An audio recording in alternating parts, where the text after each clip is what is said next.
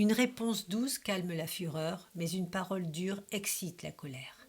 La langue des sages rend la science aimable, et la bouche des insensés répand la folie. Proverbe chapitre 15, versets 1 et 2. La Bible est l'enseignement parfait de notre conduite relationnelle. Réponse douce, parole dure, sagesse, folie, tous les thèmes de notre comportement sont abordés. La question est la suivante. Est-ce que tu mets la parole de Dieu en pratique? Laisses-tu son esprit agir en toi? Nous sommes à la frontière de deux modes d'expression en matière de comportement, le mode chair et le mode esprit. Quel est le mode qui traduit le meilleur comportement? Le mode esprit, bien entendu. Et pour le vivre, il faut le cultiver et s'en nourrir quotidiennement. Et que faut-il pour le cultiver et s'en nourrir? Étudier la parole de Dieu sans modération, adorer, louer, prier et renoncer à soi-même. Alors tu auras des réponses douces, même lorsque l'on t'agressera par des paroles dures qui excitent la colère. Un pasteur a dit un jour, ce n'est pas l'agression verbale sur laquelle il faut se focaliser, mais c'est sur ta réaction. La Bible précise bien qu'un enfant de Dieu, un disciple régénéré, ne rend pas le mal pour le mal.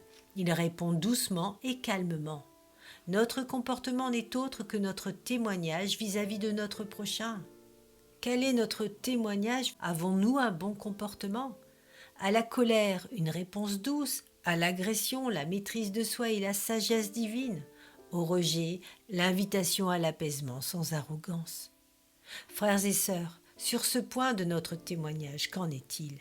Est-ce que le témoignage de Jésus est en nous?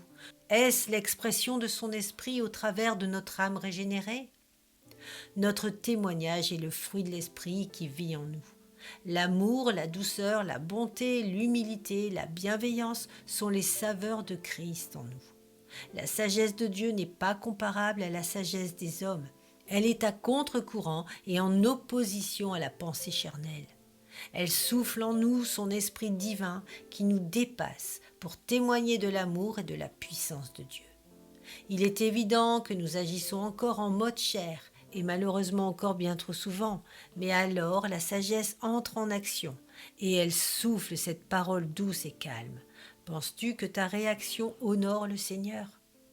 Et soudain, notre cœur reçoit l'appel à la repentance, et nous ressentons la présence de Christ qui, de son pardon, nous invite à revoir notre comportement.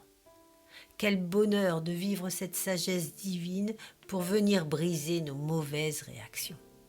Mes amis, soyez dans l'allégresse et sages dans vos paroles, en puisant sans relâche dans la parole de Dieu, le trésor de sa sagesse.